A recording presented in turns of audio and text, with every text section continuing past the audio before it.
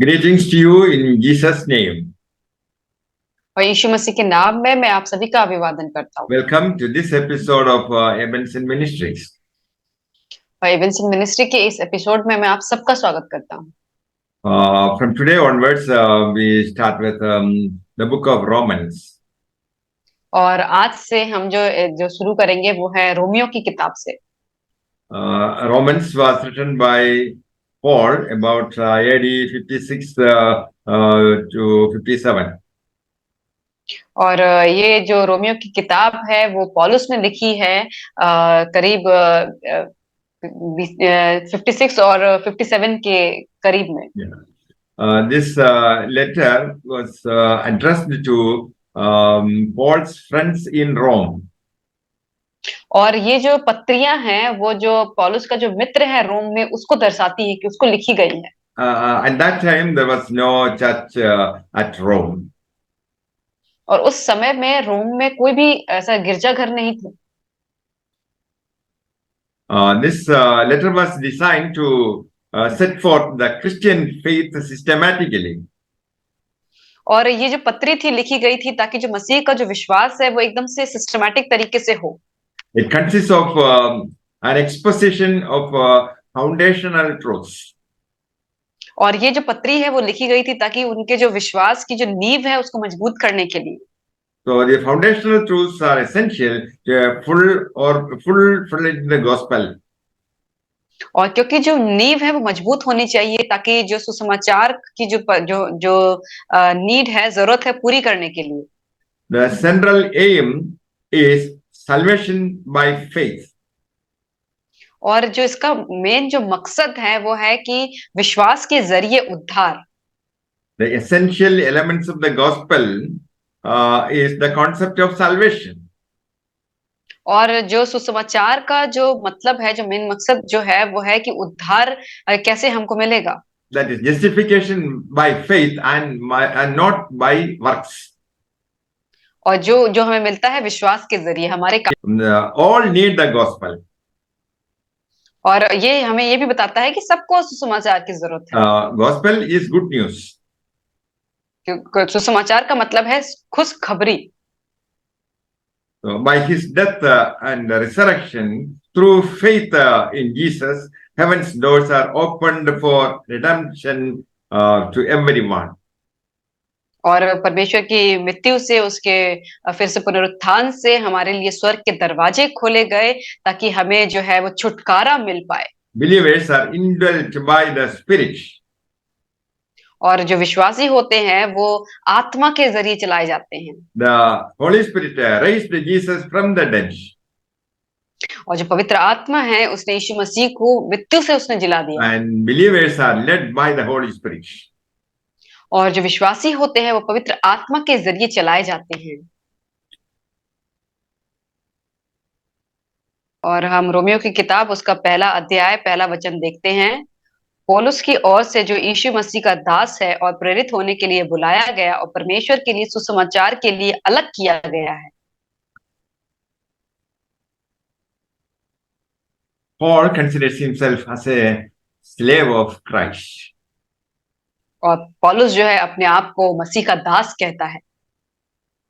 Yeah. A slave, according to the ancient custom and law, was one who was purchased by his master. और जो पुराने समय में दास का मतलब ये होता था कि उसको मालिक के द्वारा खरीद लिया जाना। And over the slave, his master had absolute rights. और उस दास के ऊपर उसके मास्टर का पूरा अधिकार होता है।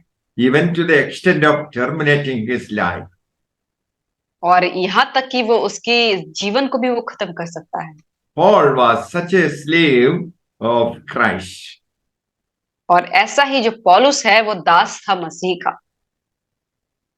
Yeah. Paul was one purchased to serve God and minister to his people.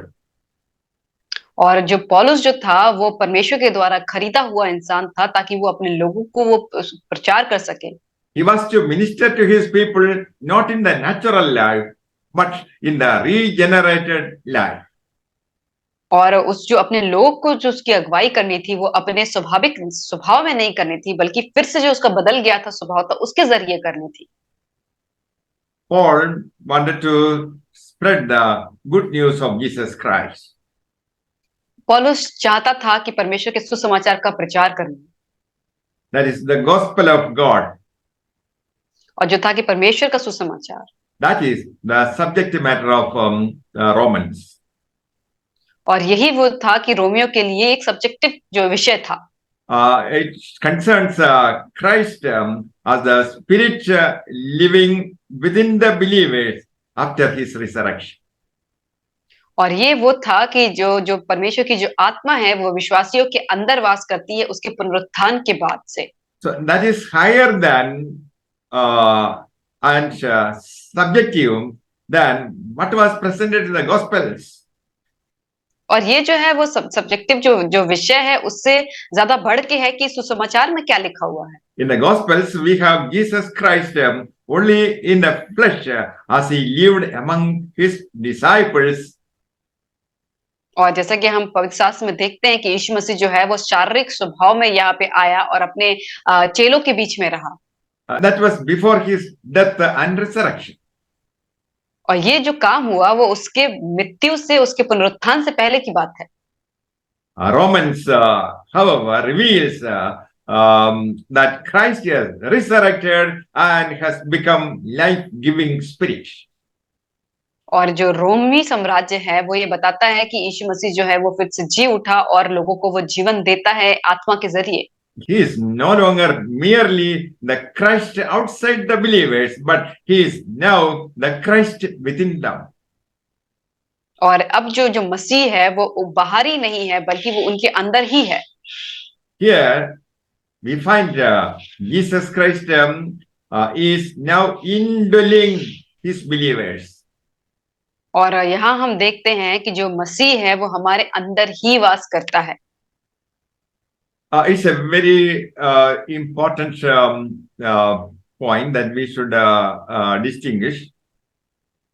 और ये जो बहुत ही महत्वपूर्ण जो है वो विषय है जो हमें फर्क करना आना चाहिए। We have 4 Gospels. हमारे पास 4 सुसमाचार हैं। We here in the Gospels we find Jesus Christ as sin bearer. और जब हम इस सुसमाचार में देखते हैं यीशु मसीह को एक पाप को ढोने वाले इंसान के And we रूप में। also find the fulfillment of the prophecies in the life of Jesus Christ. और हमने ये भी देखा यीशु मसीह के जीवन में जो भविष्यवाणी की गई थी वो पूरी हुई। It also speaks about the resurrection of Jesus Christ. और ये जो है वो परमेश्वर के पुनरुत्थान के बारे में भी बताता है। But in the Romans, we find the resurrected life of Jesus Christ. लेकिन रोमियो की किताब में हम देखते हैं कि पुनरुत्थान के का जो जीवन है उसके बाद का उसके बारे में बताता है। So in the Gospels we find Jesus Christ and the chosen disciples of Jesus Christ, but for the establishment of the kingdom of God. और सुसमाचार में हमने देखा है कि यीशु मसीह के जो चेले हैं वो परमेश्वर के स्वर्ग राज्य की बढ़ोतरी के बारे में कैसा कैसा काम करते हैं। Jesus was with the disciples. और यीशु जो था वो अपने चेलों के साथ था। Jesus lived among the people. और यीशु जो है वो लोगों के बीच में रहा। Jesus addressed the crowds. और यीशु ने जो जो भीड़ की सारे बातों को सुना। But after resurrection, as the one true living spirit, Jesus lives inside the believer. और लेकिन पुनरुत्थान के बाद जो एक आत्मा के रूप में यीशु मसीह जो है वो विश्वासियों के अंदर वास करता है। That is a fundamental point to be remembered. और यही एक जो मौलिक विषय है जो हमको याद रखना है। So after resurrection, Jesus is only a spirit. और पुनरुत्थान के बाद यीशु मसीह जो है वो एक आत्मा है। So the Jesus Christ was transformed and in his resurrected body, Jesus Christ entered heaven. और जो जो यीशु मसीह का जो पुनरुत्थान हुआ और उस पुनरुत्थान के शरीर में यीशु मसीह स्वर्ग को चला गया। And the Spirit of Jesus Christ is available for us human beings in this world. और यीशु मसीह की जो आत्मा है वो हम जैसे मनुष्य जाति के लिए इस संसार में वो है। So, our Heavenly Father, the Holy Spirit, and Jesus Christ together want to live inside us. और परमेश्वर पिता, यीशु मसीह, पवित्र आत्मा जो है वो सब मिलके हमारे अंदर वास करते हैं। So that is the privilege of a believer, in the sense that he has the fellowship of God the Father, the Son, and Holy Spirit. और यही वो सौभाग्य है एक मसीह होने का कि हमारे अंदर जो है परमेश्वर पिता, पवित्र आत्मा और यीशु मसीह जो है पुत्र, उसकी जो फेलोशिप है, सहभागिता है, वो एक साथ हमारे साथ है। Yeah. And this letter is written to the saints in Rome. और ये जो पत्री थी वो जो रोम में रहने वाले जो संत थे उन लोगों को भेजी गई थी। Saints are the separated people, और जो संत होते हैं वो अलग किए हुए लोग होते हैं separated from the world, sin and Satan. और अलग किए हुए संसार से, पाप से, शैतान से। Those people whose lives are set aside for God. और उनका जीवन जो होता है पवित्रता के साथ परमेश्वर के लिए होता है। Their nature is holiness. और उनका स्वभाव जो होता है वो पवित्र होता है। So God is holy, and those people who worship Him should also be holy. क्योंकि परमेश्वर हमारा जो पवित्र है और जो लोग उसकी आराधना करते हैं उनको भी उचित है कि वो पवित्र रहें। And verse 3. और हम तीसरा वचन को देखेंगे, अपने पुत्र हमारे प्रभु यीशु मसीह के विषय में प्रतिज्ञा की थी और शरीर के भाव से तो दाऊद के वंश से उत्पन्न हुआ। So in the Romans, we have the gospel of God. और रोमियो में हम देखते हैं कि परमेश्वर का सुसमाचार, That is the gospel of the Son of God. और ये देखते हैं कि सुसमाचार परमेश्वर के पुत्र के विषय में। And the wonderful person called Jesus Christ has two natures, the divine nature and the human nature. और जो परमेश्वर का जो पुत्र है हम देखते हैं उसका दो स्वभाव है, एक जो है वो दैवीय ताकत जो उसके स्वभाव में है और एक जो हम देखते हैं जो एक मनुष्य, नॉर्मल मनुष्य के इंसान का जैसा स्वभाव। Jesus is also called the seed of David. और परमेश्वर को जो यीशु मसीह को जो है वो दाऊद के वंश का भी कहा जाता है। That implies Christ's human nature. और ये दिखाता है कि यीशु के मसीह का इंसानी स्वभाव। So after resurrection, we have Jesus Christ as the Son of God. और पुनरुत्थान के बाद हमें जो है परमेश्वर पिता के पुत्र के रूप में वो मिला। And we are also revealed as the sons of God. और हम भी जो है वो ऐसे प्रकाशित किए जाते हैं कि परमेश्वर के पुत्र के रूप में। Verse 4. और पवित्रता की आत्मा के भाव से मरे हुओं में से जी उठने के कारण सामर्थ के साथ परमेश्वर का पुत्र ठहरा है।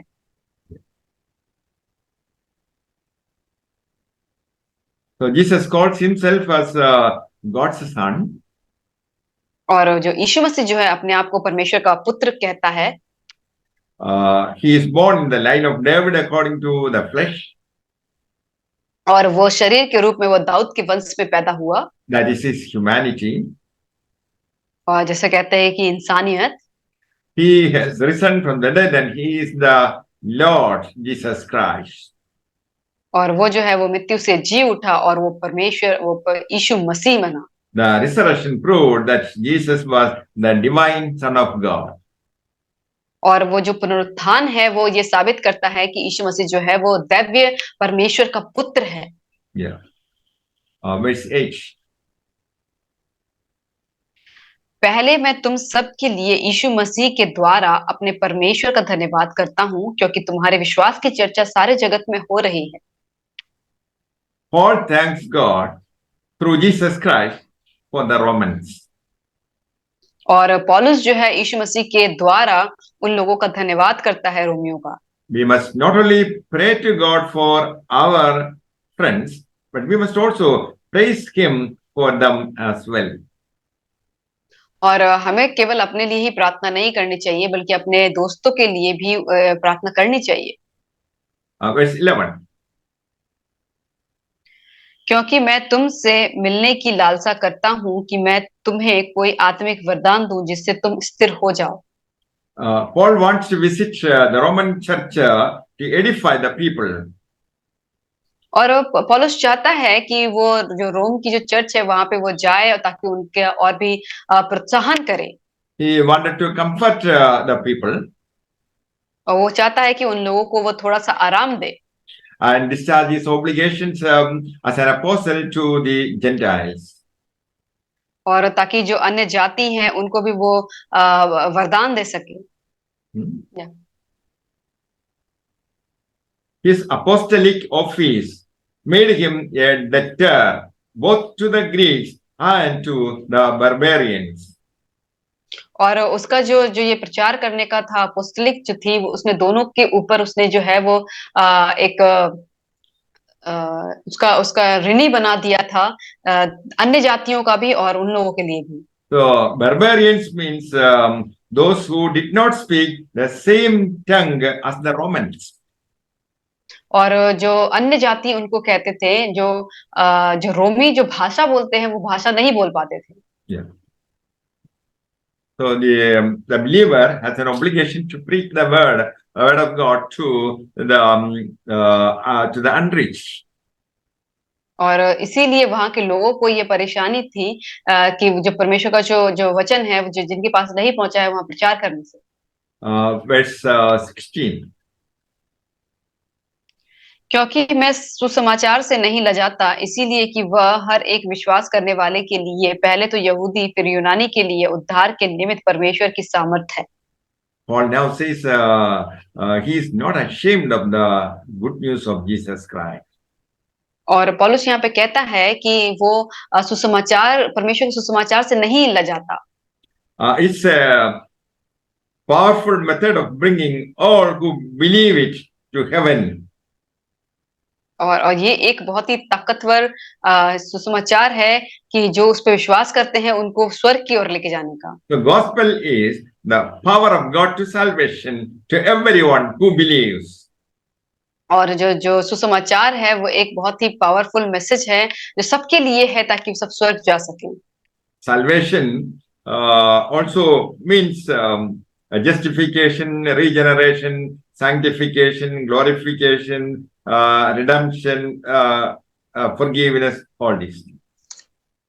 और जो जो उद्धार होता है उसे हम ऐसा भी कह सकते हैं कि नए सिरे से जन्माए हुए पवित्र किए हुए छुटकारा दिए हुए और हमें हर तरीके से हमें उद्धार किए हुए स्वतंत्र किए हुए इन सब चीजों को हम मान सकते हैं। Salvation is of the God or it is from God. और जो उद्धार होता है वो परमेश्वर का होता है या परमेश्वर की ओर से होता है।